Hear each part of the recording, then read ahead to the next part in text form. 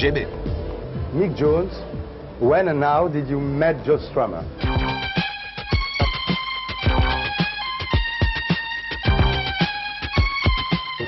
We used to play in a band called the 101ers, and we used to go and see him play. And also we saw him down the employment exchange once a week. We go and get our dole money, and he used to come in there. He used to look like a tramp with a bike. Yeah. And we knew him from his group, and we said, we really like you, and we don't think the group is very good. Why don't you join us? Yeah. And so that's what we sort of said to him. What did Clash bring to the world? A bit of out of control, really. We were sort of out of control. Yeah. After 7 years, why did you leave the group? I was sacked.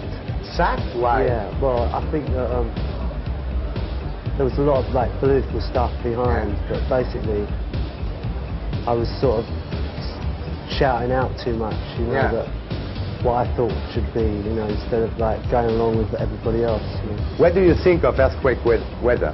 Oh, it's been pretty nasty if you haven't got an umbrella. Yeah. If Clash had continued, would it be today like you two? Well, I don't know, because probably not. Yeah. Because I wasn't in it. Why did you decide to start B.A.D? Well, after I left the Clash, I spent a lot of time going to clubs and like getting into that, the dance thing, you know. And I wanted to make music like that I would be able to hear in clubs. Really, that was the main. You said it's better to have a super look than to know how to play. Do you still think that? Well, yeah, I do think that's part of it, you know. I think it's better to have a really good idea than anything, though. And now, what did B.A.D bring to the world? Oh, well, we sort of, we have music from all different parts, you know. It's a place where it comes together. Yeah. Really, I think that's one of the main things. And we're also getting people to dance. You know, there's a lot of kids who go to rock concerts and they don't sort of feel able to dance, you know, that maybe they can slam into each other. But you use a lot of sampling, and you quote easily Stravinsky, who said a great composer doesn't imitate, he steals. Do you steal music? Well, not really, because I think we do it really imaginatively, you know.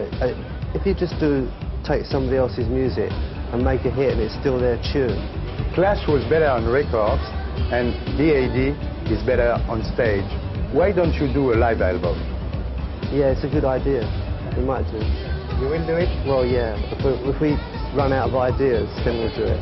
You called your last album Phoenix Megatop. Is it because you nearly died last winter? The phoenix part is the mythological bird that rises from the ashes, yeah. And Megatop is like a really great acid word on the house scene, you know, in England. It means like it's really great. What fever and pain inspired you during that winter in the hospital? Well, I didn't want to come out and make a record, you know, oh, I've been in the hospital and it's been really bad. It was more of a celebration of life, you know. That was it. I think we were saying that, you know, life is worth living if you're lucky enough to get the chance to live it. You recorded it at the Kong studio, the King's studio. That's right. You said they were as huge as the Beatles or the Stones, but less recognized. Yeah, I think that in terms of the output of their songs, and they're vastly underrated, really. You know. So how is Ray Davies today? He's all right. I mean, it's the first time I get to meet him, you know, and I have to hide. The first day I meet him, he locked me in the toilet. Yeah, why? Well, I don't know, because I suppose I wasn't supposed to go in there. But it's kind of crazy to have locks on the outside of the toilet. What do you think about the multiracial society now in England? Well, it's nothing I really ever thought about, you know. It's not, when we formed the band, we didn't think, oh, we're going to have 2 black guys and 3 white guys, you know. That's just the way that we mix there. It's like that kind of, you know, West Indians and English people. Do the races mix better in England than in New York, for instance? Yeah, I think in New York you tend to have segregated ghettos where everybody of the same community lives, and then next block is a different community. Whereas in London, anyway, it's pretty mixed. Why don't you like Margaret Thatcher? It's very subtle. what they've done is they've taken your hope away from you and any chance that you may further yourself, and it's done in a very clever way. Like, you know what Saatchi and Saatchi is? Well, it's done in that kind of way, so you don't even notice it, you know, and they use the media, and they use the newspapers and television, and pretty soon people are dead without even knowing it. You know, so that is the kind of thing that, I mean, it's almost too late. We can just stop it getting worse. We can't make it get any better.